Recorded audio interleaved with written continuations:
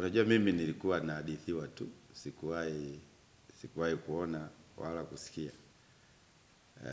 Kama unavyojua na mimi nilikuwa upande huo huo ambao unalalamikiwa. Kwa maana niliwahi kugombea nikiwa upande wa CCM, lakini kwenye kura ya maoni tu, sikuwahi kugombea uchaguzi wa dola. Kwa hiyo hii ndio mara ya kwanza naingia kwenye uchaguzi wa dola. Nikiwa natokea upande wa pili, sio kule nilikozaliwa na nilikokulia. Ukweli ni kwamba nimeona mengi sana na nimejifunza mengi sana. Lakini jambo kubwa ambalo naweza nikasema tu ni kwamba madai yote ambayo Mheshimiwa Tundu Lissu na taasisi yake ya Chadema wamekuwa wanalalamikia, yote ni sahihi. Yote ni sahihi. Na ni machache hayo. Hayo ni machache. Kuna mambo mengi sana ambayo kama katiba haitobadilishwa na kama tume haitabadilishwa kuanzia chini kule kwenye vituo mpaka kule juu, ni ngumu sana kuitoa CCM madarakani. Watu pekee wanaoweza kuitoa CCM madarakani ni wananchi tu wenyewe. Lakini si kwenye box la kura, hiyo ni uongo. Tunadanganyana tu. Nilichokiona huko sidhani kama ni sahihi. Hao wote niliokutajia hao, wote hao wanakuwa na maelekezo. Ni ngumu kwamba eti hata kama ukishinda kwa 90% kama ambavyo mimi nilishinda katika jimbo la Mwibara, ni ngumu sana kukutangaza. Na kinachonisikitisha zaidi, wabunge, mimi nilitumia matokeo yangu mwenyewe na mmoja ya wale watumishi wa tume ngazi ya jimbo. Nilikuwa nimeshinda, nilikuwa na kura 9,000 katika jimbo la Mwibara, katika wapiga kura 16,000. Mimi pia nimeshukuru tu kwamba watafanya kazi katika mazingira yapi. Yawezekana sisi ambao tulikuwa tuko sehemu ya kuitetea CCM, tulikuwa tujaingia physically kwenye uwanja. Kwa hiyo hilo nalo wananchi pia kama mimi naomba msamaha, wanisamehe, kwa sababu sikuwahi kujua kwamba uchaguzi wa Tanzania unaendeshwa namna hii. Madai ya Tundu Lissu, narejea tena, madai ya Tundu Lissu na madai ya Chadema yote na madai ya wananchi wa Tanzania yote kwa ujumla wake yako sahihi. Yako sahihi. Na kwa kuwa nchini yetu sote, kwa nini hawataki kusikiliza malalamiko ya wananchi? Mwananchi anasema kwamba tubadilishe katiba. Mwananchi anasema kwamba tunatakiwa tubadilishe tume kuanzia chini kule mpaka kule juu. Kwa nini wanawakatalia? Wanawakatalia kwa sababu wanajua wakifanya hivyo CCM siku hiyo inaondoka madarakani. Sasa ni heri chama kiondoke madarakani kwa amani kuliko chama kiondolewe madarakani kwa vurugu na machafuko.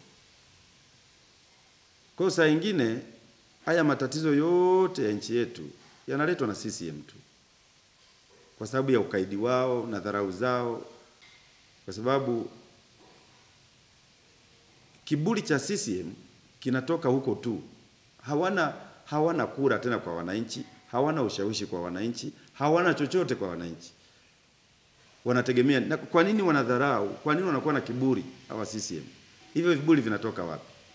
Kwa unakuta raia hana sehemu ya kukimbilia, raia hawana mtetezi, raia wakipata matatizo hawajui waende wapi. Kwa hiyo mimi nasema wakati mwingine haya matatizo yamesababishwa na CCM yenyewe. Na kama ni lawama, wa kwanza kulaumiwa ni CCM wenyewe. Kwa kweli nilichokiona kwenye uchaguzi nikielezea naweza nikatumia hata siku 5 naelezea, na nadhani nitaandika kitabu kuhusiana na uchaguzi wa Tanzania. Nitaandika kitabu maana lazima tuwasaidie vizazi vinavyokuja. Kama taifa hatuwezi kuendelea kuishi namna hii, kwamba katiba yetu imetoa mwongozo na maelekezo kwa kila raia wa Tanzania kuweza kuheshimu sheria na taratibu za nchi. Sasa hizo sheria maana yake ni kwamba ukiwa CCM wewe upaswi kufuata sheria za nchi. Ukiwa nje ya CCM wewe ndio unapaswa kufuata sheria za nchi. Hiyo haiwezekani. Sheria au katiba ambayo ndio sheria mama inatuelekeza Watanzania wote tuheshimu taratibu na sheria za nchi. Tuheshimu taratibu za uchaguzi wa nchi. Ukiwa CCM ukivunja sheria wewe huna kosa. Ukiwa sio CCM ukivunja sheria unakosa. Sasa hatuwezi kuendesha nchi kwa namna hiyo. Nchi ni yetu sote, na kila raia wa Tanzania ana haki ya msingi ya kuheshimiwa, na haki ndicho kitu cha msingi sana katika maisha ya binadamu. Haki. Na hata Mwalimu Nyerere alisema kama viongozi watashindwa kutenda haki kwa raia wake, kuna siku watalia kilio ambacho hawatokisahau. Na leo Tanzania ndio tumefika hapa, kwa sababu wananchi wanadai haki zao, hawajui waende wapi, hawajui wamwambie nani. Kila ukienda huku mara, yani nchi ilikuwa inaendeshwa nje kama hakuna utawala wa sheria. Sasa kitu cha kwanza ambacho tunapaswa kufanya kama raia wa Tanzania, katiba itufeve wote tu, uwe CCM usiwe CCM, wote wana haki ya msingi kwa mujibu wa katiba. Lakini kwa kweli ndio yaona kwenye uchaguzi. Tulikuwa tunaisemea CCM, tulikuwa tunaitetea CCM. Mimi kwenye familia yangu, anyway, kila mtu ana uhuru wake, lakini mimi binafsi ukiniambia habari za CCM sikuelewi kabisa. Kwa sababu sio CCM ambayo wazee wetu, mama zetu na baba zetu na babu zetu walitengeneza. CCM ya sasa ni kama kikundi tu cha watu ambao wapo kwa maslahi yao na familia zao, sio kwa maslahi ya watu. Rasilimali zote za nchi hii zinanufaisha watu wachache tu, lakini asilimia kubwa ya Watanzania wanalala njaa, wanakufa maskini, wanashindwa kupata hata mlo mmoja kwa siku. Kwa hiyo sometimes wananchi wanachoka, wanaona sasa wachache waishi vizuri, wachache tuishi kama mashetani. Sasa mimi nafikiri kwamba kwenye siasa za Tanzania tusipobadilika hatuwezi kwenda. Na mimi nasema watu watangulize mbele Utanzania na utaifa kwanza. Habari ya kusema CCM, ACT, Chadema, hivi vyama ndivyo vinatuingiza kwenye machafuko. Mimi nadhani kama raia, kama wananchi, tujaribu kuweka mbele maslahi ya taifa letu kwanza. Kwa sababu Kenya kulikuwa na KANU. KANU ndio iliyopigania uhuru wa Kenya. Lakini KANU ilikufa kule Kenya. Kenya ipo. KANU ilikufa, Kenya ipo. Kwa hiyo taifa ndio kitu cha msingi kuliko chama. Lakini Zambia kulikuwa na chama cha Kaunda kule, pigania uhuru wa Zambia. Kile chama kilikufa, Zambia ipo. Botswana pale tumeshuhudia mpinzani anaingia pale kama rais wa nchi. Sasa chama kile cha Botswana kilichowapa uhuru kimeshakufa. Kuna watu wanapaswa kuwajibika kutokana na matatizo yaliyotokea katika nchi yetu.